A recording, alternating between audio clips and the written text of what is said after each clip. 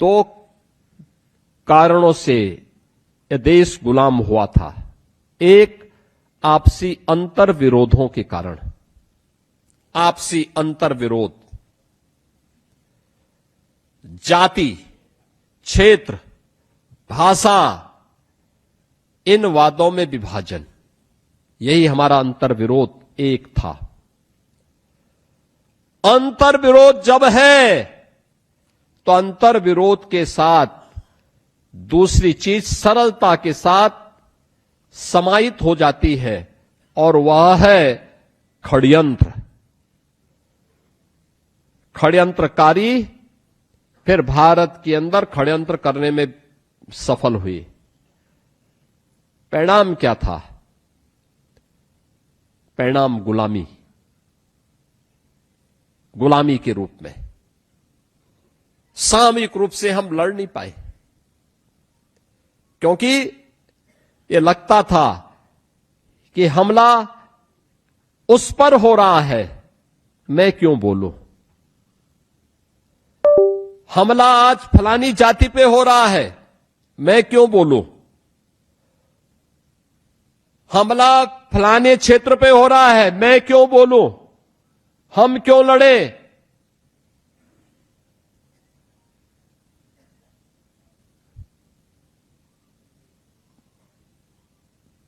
दुष्परिणाम सामने आने ही थे।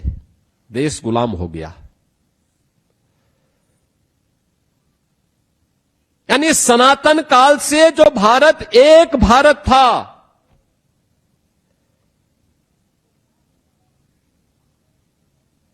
अब भारत टुकड़ों में बढ़ गया।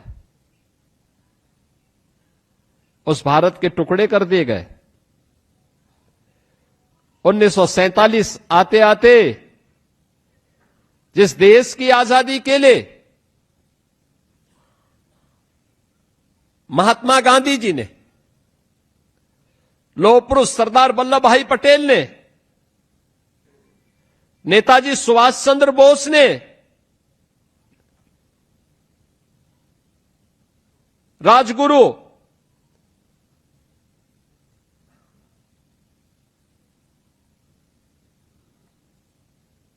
पंडित राम प्रसाद बिस्मिल, ठाकुर रोशन सिंह, चंद्रशेखर आजाद,